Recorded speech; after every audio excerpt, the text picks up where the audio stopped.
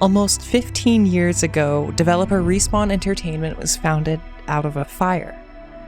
After the majority of their developers had left or been removed from their previous studio, they sat down to begin work on their own game. Just 3 years later, the world would get a glimpse of their very first title. Revealed at E3 2013, the gaming landscape began to pay attention to what seemed like the spearhead for the future of first-person shooter titles: Titanfall.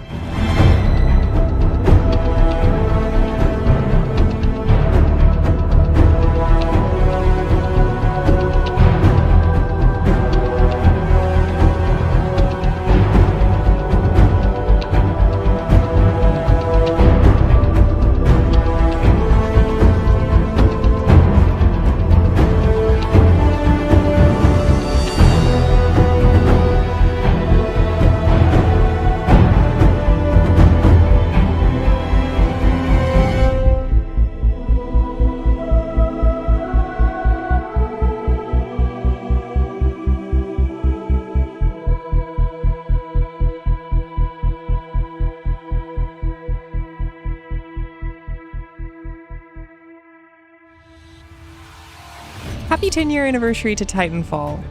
Well, technically I'm a month early. March 11th, 2024 marks a full decade since Titanfall was released in the US.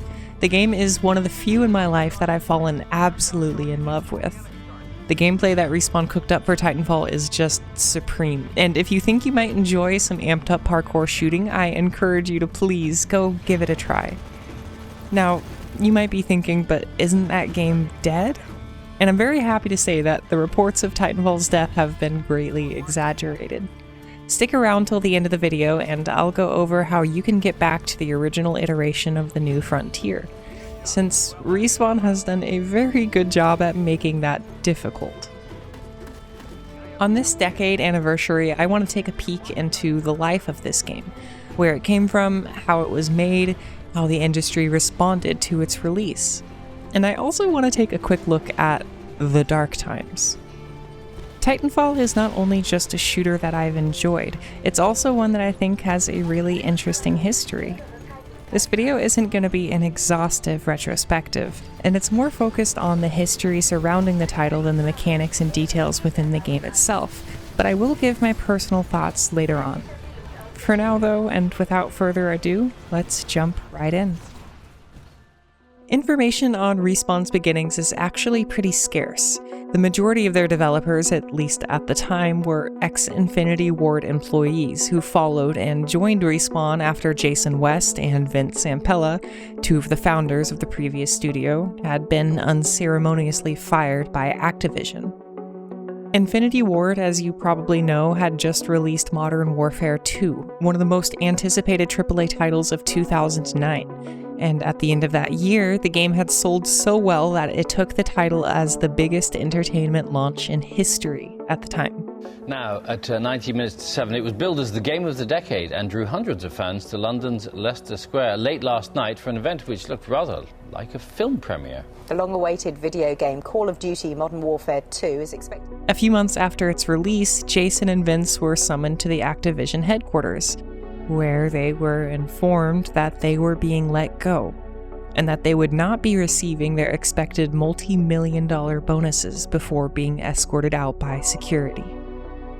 Just a few years before, Jason West and Vince Zampella had agreed to begin work on the sequel to Call of Duty 4, on the condition that they would have complete creative control, not only on this game, but that they would also have the control to dictate the future of Modern Warfare titles. Infinity Ward was to be operated and directed almost entirely under their vision alone, with minimal oversight from Activision. In addition to this, Vince and Zampella were to receive large bonuses to their salaries if Modern Warfare 2 met its expected success. Activision agreed to these terms, which may seem surprising to you, but unfortunately, as we'll soon find out, they had their reasons. You see, Vince and Jason made a fatal mistake, a miscalculation, if you will. They tried to make a deal with the devil, Bobby Boy Kotick himself. Kotick, upon agreeing to Infinity Ward's terms, weaved a loophole in the contract. Should Vince and Jason be fired, the contract would be voided, and Activision would retain control of the studio and the franchise. And so, after Modern Warfare 2 was released, West and Zampella would find themselves without a job, without a studio, and without their expected $30+ million. They would begin to sue Activision and later settled out of court after Kotick finally agreed to award them their bonuses. This whole story is infinitely more messy than I'm making it out to be. Activision even allegedly went as far as appointing employees to break into the two leads' computers and dig up dirt on them. But I don't want to get too bogged down with Activision's slimy details. It's a common theme to see ex-Infinity Ward developers hesitant to talk about the whole situation. And I don't really blame them either. Activision has a history of throwing their weight around, even against specific people. West and Zampella wanted to move forward and focus on making the art they wanted to make, with their own control. They were badly burned by their dealings with Activision, but motivated to not let that situation be the end, and thus, Respawn was born. Dozens of Infinity Ward developers migrated to the new studio, and they pretty much immediately began to work on their first game. In a rare quote about their situation, one of the devs would say this, quote, "We left everything behind. Hell, getting here was just the beginning. You said it would be tough to start over, but I didn't listen. But there's no turning back. This is our land." Oh, wait, hold on. I think I got mixed up. That's actually a quote from their E3 trailer. After 3 years of development, Respawn would finally showcase what they'd been working on, revealing their announcement trailer for Titanfall at Microsoft's 2013 E3 stage. The reception was ecstatic. Everyone had their eyes on this game. This was the year that Microsoft announced and fumbled their Xbox One reveal, and while the game wouldn't be a day one launch title, it was certainly treated like one. I mean, it's very scary to be trying something new because you're really taking a gamble. It's a little scary. It's a roll of the dice. We're taking a risk, and I mean, I suppose that risk kind of, there's a fortune favors the bold kind of thing. We go out on a limb, and sometimes you're fortunate. Something great happens. Would you agree that this is helping define what the next maybe 10 years of gaming is going to be like? Is that something that you want to kind of shy away from? It's a lot of pressure there. I don't know if I want that much pressure on us. I mean, for us, it really is just about making something new, making it fun. It's not, we're not setting out to say, like, this is what everybody has to do for the next 10 years. To me, it's about in the gaming industry as a whole, that change, doing things different than us. Don't just copy what we did because it might be fun. Do something different, do something on top of it, do something completely, the other direction. And let's see where we can go and get the most fun out there that we can. This game absolutely seemed like something completely new. You might remember this time as one where there was a plethora of movement shooters, but Titanfall was really the first game to embrace those mechanics in the way that it did. It sure seems like every other shooter nowadays has sliding or maybe double jumping, but that trend took off here.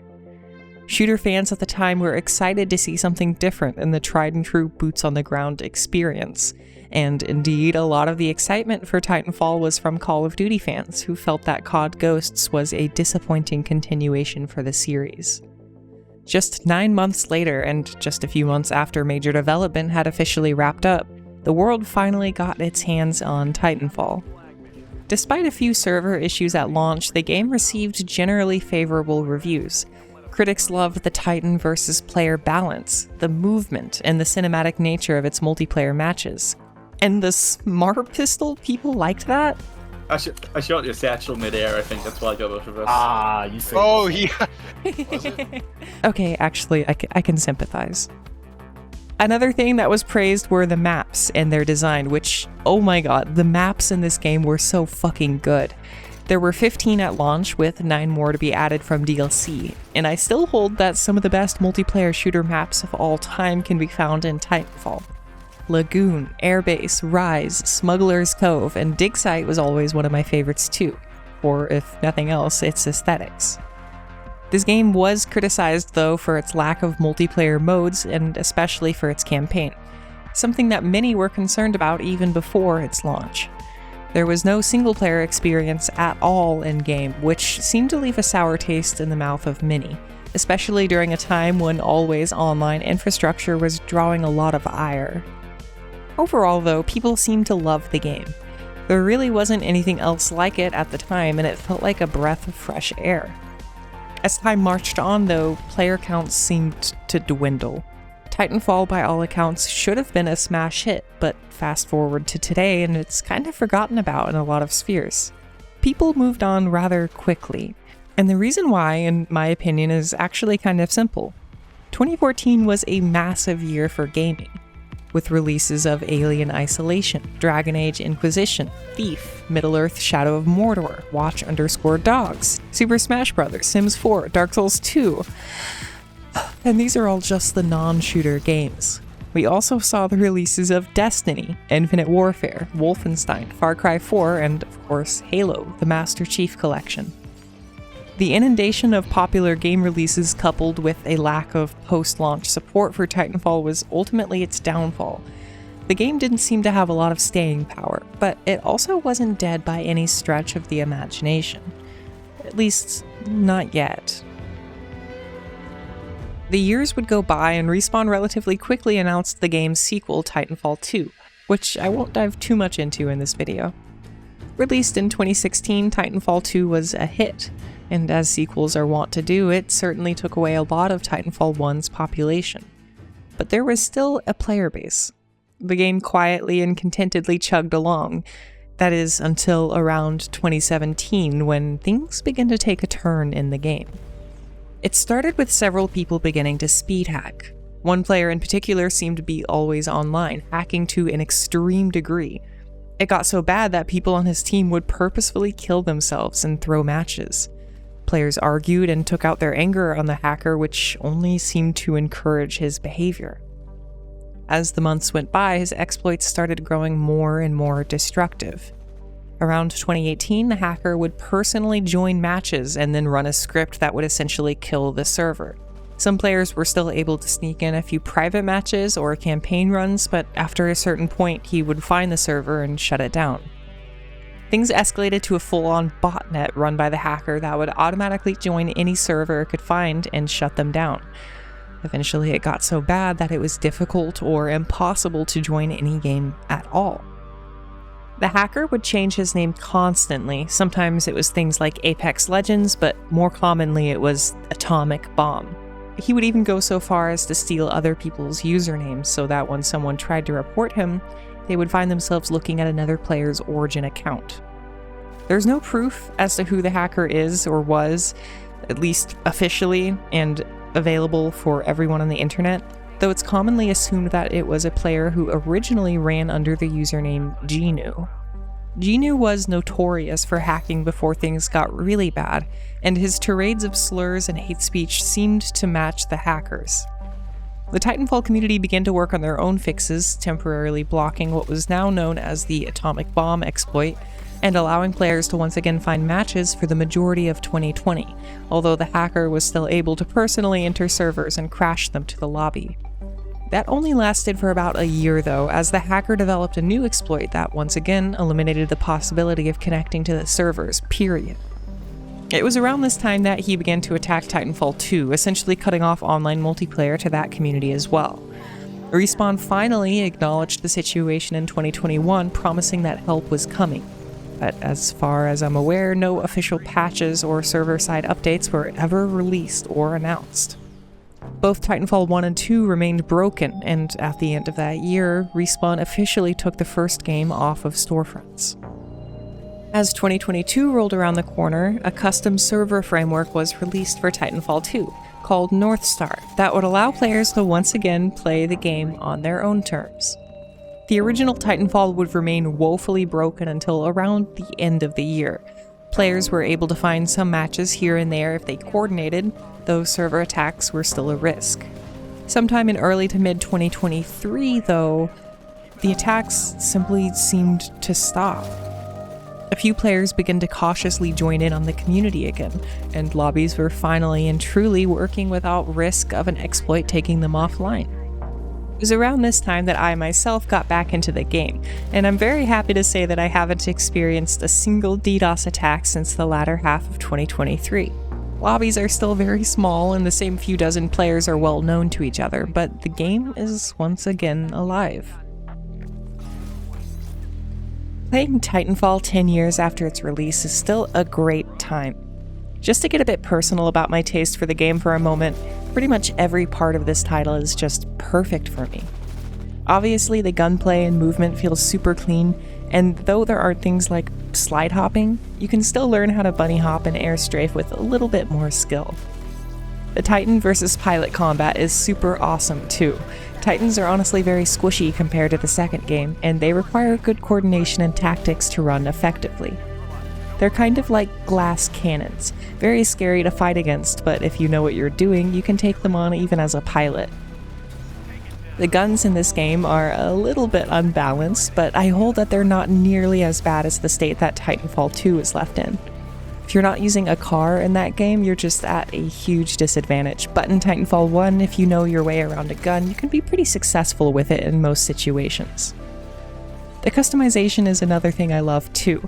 There aren't any flashy weapon or pilot camos to unlock, but I like how that helps retain the realistic military aesthetic. Titans aren't class-based either, but there are 3 chassis to choose from, each with their own core ability, and you can equip any Titan weapon or ordnance with any chassis, which keeps you on your toes on the battlefield as you never know exactly what to expect when you run into an enemy Titan. I also adore that you can change your Titan's voice AI. I run this cool German AI that I don't understand, but hey, it sounds pretty cool. KI offline, Pilotenmodus aktiviert. And obviously I've already talked about the maps a bit, but I'll repeat myself. They are so good. Each one has such a different atmosphere and style, but they're all wonderfully detailed and play nicely as a Titan or as a pilot. Some are more open and favor sniping. Others are claustrophobic, and you better have an SMG or a shotgun as you dash around its corners. Small tangent, but the skyboxes in this game are just insane too. You can tell that a lot of love and detail were put into these parts that are just set dressing for each map. Arguably, my favorite part of Titanfall though is the pacing.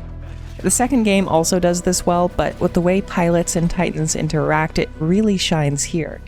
Every few minutes, the course of each match changes as teams start stacking their Titans. It becomes a race to see who can have Titan superiority the quickest, and if you're a pilot on the ground, you're required to start being extremely mindful of your positioning. It's become a cliche for describing this game, but it really does become a sort of cat and mouse battle as you try to inflict as much damage to the enemy Titans without being seen. All of these things together combine to make a really fun and addictive gameplay loop that I'm always excited to return to. It's just something really special, and it's probably the first shooter I've played since Halo that truly captured my attention and my imagination. It's been a long journey since its release on March 11th, 2014, and a much more rocky journey than many other game titles thankfully have had to experience.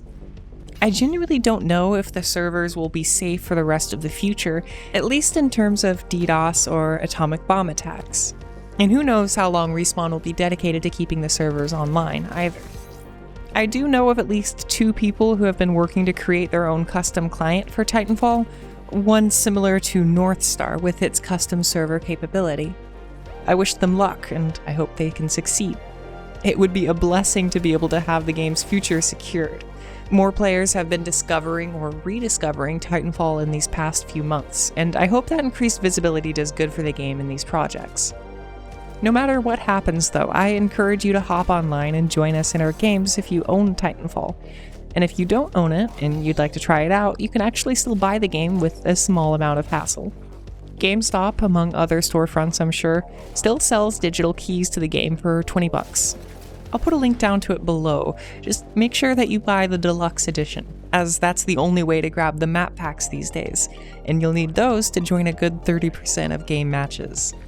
Many evenings have a handful of players online, and weekend nights, especially Friday nights, often see a few lobbies filling up by 7 to 8 p.m. Central Time. If this seems like something you might be interested in, then absolutely come check it out. Everyone who still plays, well, most everyone, is very friendly and always happy to see new people online.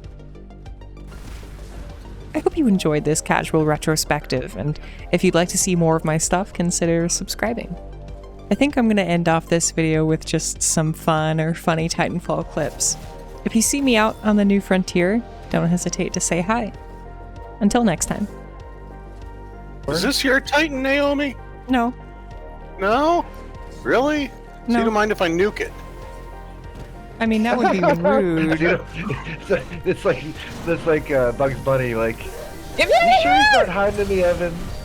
So you don't mind if I turn the gas on? Oh! Taint remover! Oh my god. I've been trying to reach you about your extended Titan warranty. Get away from me. I never had it you, to bro. begin with. You're a scammer. I'm I trying just to put your reach you social about your security Titan and the last four warranty. digits of your credit card number. I'm gonna start punching. I'm gonna start punching! Never mind. I'm dead, my friend. God, those back. My goodness. Ah, damn. I forgot what this one was. So I'm gonna just use it. Bye-bye. Damn, you should move them. Fire up the flames. I'm fast as fuck, boy. It dance. What the? You can't outrun the warranty. Too quick. Come on. One Nice. more. Oh no. It's match Man, point we for managed to pull everyone! back. Oh no. It's me. Get down! Get down! Run, Naomi. Not good. Alright, Mark, I'm coming. Move, move, Ogre, move. I'm coming Get through. him. Get him. Oh my god! It's so close! How are you not? Let's go! Oh, no. That's so unfortunate. Flakes is on my back. Naomi, how did Wait, you kill wait. me? I was outside. Wait, hold on. No, how did you kill me? I threw a frag at you. Frag. No. I was outside. You Yeah. threw that frag inside. Yeah. It's called. It's called a. It's called a having sexy skills. frag for a reason. It's called Yeah. a sexy frag. Yeah. I swear to God. Told you she's got a frag hack. No. Damn, Bobby Howe. I don't That know, is the man. I second just time I've been existed. assassinated this. And it was you!